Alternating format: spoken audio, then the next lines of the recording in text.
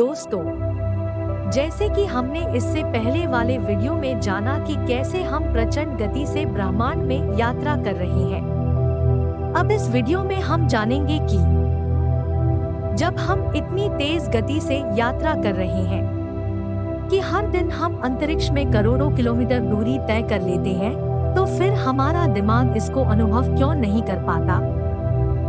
हमारा दिमाग जिस मुख्य कार्य के लिए बना है वह है हमें जिंदा रखना, ना कि ब्रह्मांड के वास्तविकता को जानना। हम अपनी दुनिया को जितना बेहतर जानते हैं, हम उतना ही बेहतर तरीके से उसमें ढल सकते हैं और उसे नियंत्रित कर सकते हैं, और दिमाग इसी काम को करने के लिए विकसित हुआ है।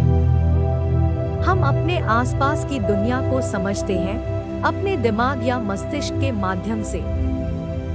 जो भी सूचना हमारा शरीर अपनी संवेदी अंगों जैसे आँख, नाक, कान, त्वचा और जिह्वा द्वारा इकट्ठा करता है, उसे भेज देता है दिमाग को। दिमाग इन सूचनाओं को प्रोसेस करके हमारी दुनिया का एक मॉडल तैयार करता है, और इसी को हम वास्तविक दुनिया के रूप में देखते हैं, जानते हैं और अनुभव करते हैं।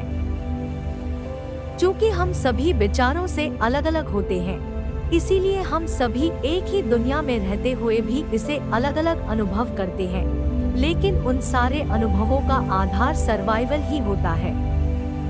अगर धरती पर जीवन के विकास के इतिहास को देखें, तो हम पाते हैं कि जीवन के विकास की दौड़ में दिमाग का विकास एक बहुत ही क्रांतिकारी घटना था। इसने पूरे प्राणी जगत को बदल के रख दिया था। बेहतर दिमाग मतलब अपने आसपास के दुनिया की बेहतर समझ, और बेहतर समझ मतलब बेहतर भोजन, बेहतर आवास और नियंत्रण। यानी जिसके पास बेहतर दिमाग होगा, जीव जगत में उसकी दावेदारी उतनी ही मजबूत होगी। और इस तरह जीवों के बीच एक नई प्रतियोगिता शुरू हो गई बेहतर दिमाग पाने की।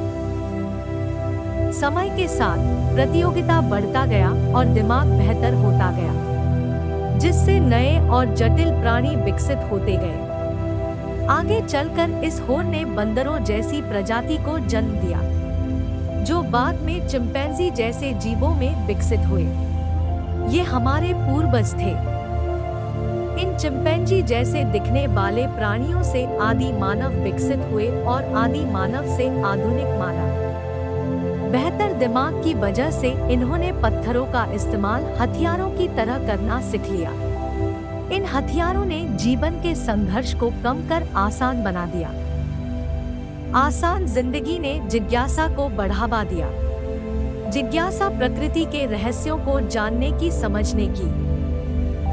मनुष्य उन पहलुओं पे गौर करना शुरू किया जो अब तक नहीं किया था, जैसे दिन और रात क्यों होता है, क्यों बारिश होती है, लोग मृत्यु के बाद कहाँ चले जाते हैं। ऐसे अनेक सवालों पे चिंतन और मनन मतलब मनुष्यों ने सोचना शुरू किया।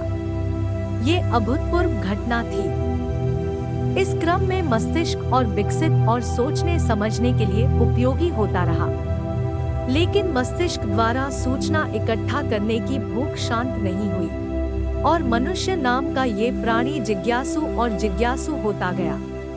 और कुछ ही हजारों साल में इसने जंगलों से निकलकर नगरों और महानगरों का निर्माण कर दिया।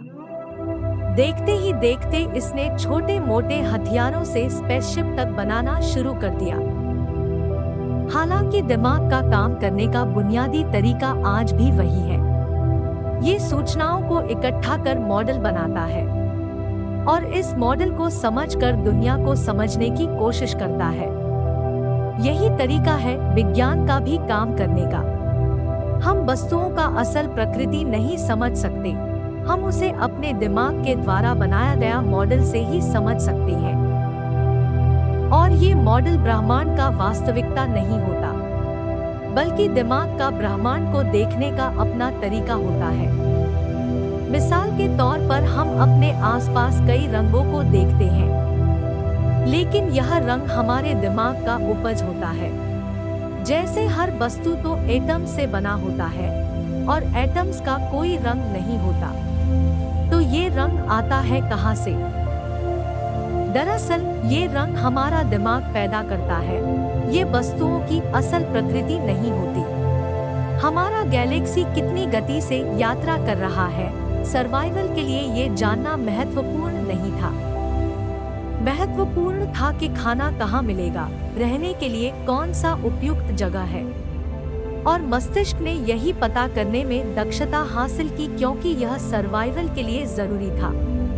इसलिए हमारा मस्तिष्क इस तरह से विकसित नहीं हुआ है कि ये तारों, ग्रहों अथवा ब्रह्मांड के प्रचंड वेग को अनुभव कर सके।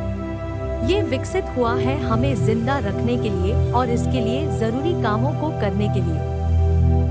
लेकिन विकास की प्रक्रिया ने इसे जिज्ञासु भी बना दिया है। और यही वजह है कि आए दिन हम ब्रह्मांड के नए नए रहस्यों को उजागर कर रहे हैं। हालांकि ये भी सर्वाइवल के लिए ही है। जितना हम ब्रह्मांड को जानेंगे, उतना ही हम इसमें रहने के लिए उपयुक्त होते जाएंगे। हम जानते हैं एक दिन धरती को भी खत्म होना है, और अगर हम अपना अस्तित्व मानव के रूप में बचाए रखना चाहते हैं, तो हमें धरती के अलावा अंतरिक्ष में कई ग्रहों पर जीवन बसाना होगा। और शायद इसीलिए मानव मस्तिष्क इतना दिलचस्पी ले रहा है अंतरिक्ष को जानने और समझने में। आशा है कि आपको ये वीडियो पसंद आया होगा।